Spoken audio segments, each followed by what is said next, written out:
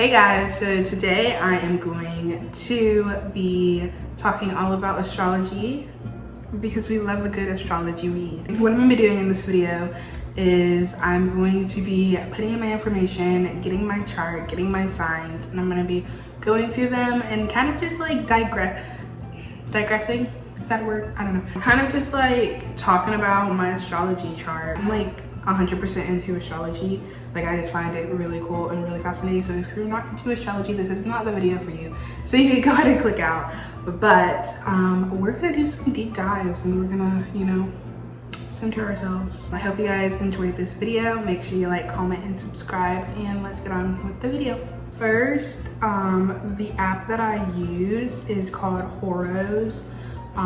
If I can find it on the App Store, I'll put a screenshot of what it's supposed to look like. It's called Horos, and essentially, if you don't know, I'm gonna give you like the rundown.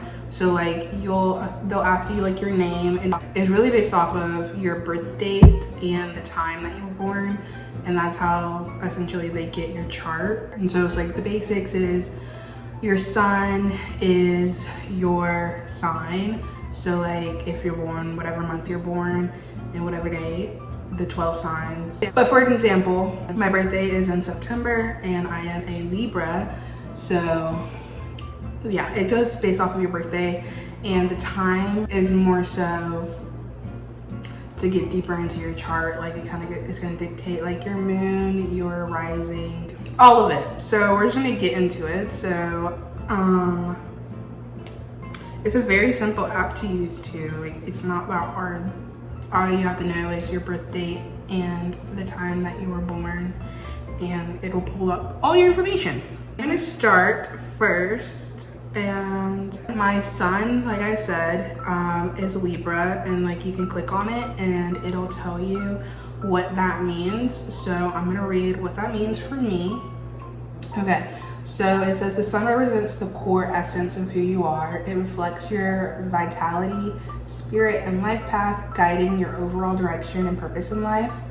This planet symbolizes your ego and the qualities that define your identity, showing how you express your true self.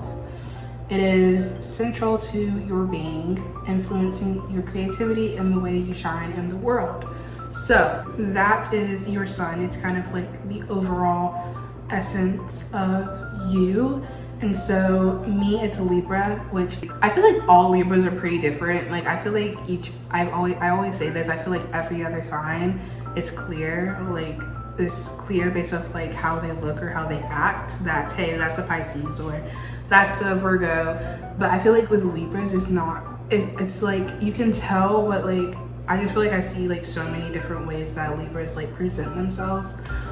But your girl is a Libra, and I don't know, I don't really know for sure if I really connect with my sun a lot as a Libra. I don't really know, like I don't know, it's all about balance and like fairness and peacefulness, and I feel like I do represent that because typically like growing up I was like the mother of the group, or like the person that everyone came to like talk about their problems or like problem solving. So it's like I feel like I kind of do lean into it. So yeah, sun is Libra. Okay, so the next thing is your moon, and my moon is in Scorpio, which I heavily relate to. Whenever I found this out, I was just like, this makes total freaking sense. And essentially your moon is how you feel, so it's like your emotions. So how you feel things, how your emotions work, that's kind of what your moon represents. And so mine is Scorpio, and it says the moon governs your emotions, instincts, and subconscious mind. It reflects your inner world, including your moods, habits, and how you nurture yourself and others. The moon represents the motherly aspect, providing comfort and security, and influencing how you react emotionally. So it's all about the emotions, and I feel like this is very like to the T with me. Like if you guys know anything, I always see things about Scorpio moons and how like they're like the toughish soldiers and how like they're going through a lot, like, and I just feel that 100% because I feel like I've always felt like my emotions I feel like very deeply, and the fact that it's a Scorpio, like it just makes sense. Like it makes sense and makes sense. Scorpio is a water sign, by the way, and Libra is a air sign. And so I also feel like with my big three, and your big three is your sun, your moon, and your rising, being that mine is 2 water signs and 1 air, I feel like that reflects me so much. And it explains why I'm constantly trying to be balanced, but I constantly feel like I'm unbalanced. And I feel like it's the water signs that are making me feel like that. So I'm gonna go into the rising because those are the big threes of everything. So my rising, like I said, is a water sign as well. My rising is Cancer. Your rising is basically described as based off of like how you looked, like how you look. Your appearances, like your features, is based off of your rising. So like mine is Cancer rising, and they say a lot of times like Cancer risings have like a motherly energy to them. They are nurturers, and then like physical attributes like round big eyes, chubby cheeks, or like full cheeks. They're like on the shorter side, like curvy, or like full, like kind of like their face looks like the moon, like if you want like a representation of it. But like the rising is like physical characteristics. Whenever people look at you, they look at you and they see this sign. So essentially, like they'll look at, if someone was looking at me, they'll look at my features and they'll be like, oh, she's a Cancer rising, or she looks like a Cancer, like type of thing. So that's what your rising sign kind of means. And mine is Cancer, which whenever I found that out, I was just like, wow, really? Like I did not want that. Like I really didn't. And then it just like whenever I read more about the physical appearance, I was just like, oh, well, I have that, and I have that.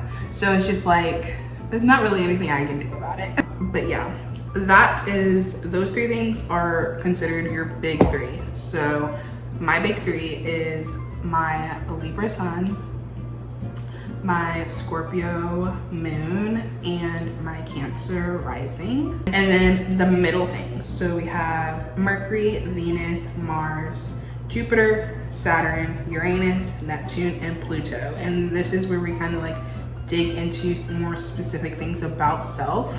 So we're gonna get into that. I'm kind of just gonna do like a rundown. I really wanted to focus on my big 3 because I feel like that's the easiest thing for people to like start off learning about compared to like their whole astrological chart, which I haven't even broken down my whole astrological chart because it's just really complicated to me. And so yeah, I'm just kind of giving y'all the basics. My Mercury is in Scorpio. I have a lot of Scorpio placements, like a lot of Scorpio. I have a lot of water placements in my chart. But whatever. Okay, so your Mercury is basically like your communication, your intellect, your understanding, your learning, your flexibility, and your logic. It governs how you think, process information, and express your ideas. Mercury influences your logical abilities, flexibility, and thought, and the way you interact with others through speaking and writing. It's basically like your communication style and your intellect. With mine being in Scorpio, it says that Mercury in Scorpio produces an intense, perceptive, and profound communication style. These individuals have a penetrating mind, able to see beneath the surface and uncover hidden truths, which I feel like that all the time. Like I feel like that's why people growing up, so many people do like have came to me for advice, because it's just like I feel like I'm like the therapist friend. Like, let's get to the root of the issue.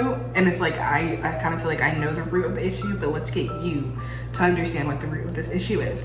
And I feel like that's why I had thought about becoming a therapist, because that's just how I communicate. Like, yeah, it even says like Mercury and Scorpio people are drawn to exploring the depths of human nature and may excel in fields like psychology or journalism. And so like, yeah, it's just like, it really just like makes it make sense for me. I just feel like knowing about astrology kind of like grounds me a little bit, like especially with like feeling like I don't know, like sometimes I feel like I don't know who I am and I'm like still trying to figure it out, and it's just like good to know. good to know. The next thing is my Venus, and my Venus is also in Scorpio. So the Venus is going to be love, beauty, harmony, relationships, value, style, finances, and art. It governs what you find attractive and how you express affection and seek pleasure. It highlights your approach to love and relationships.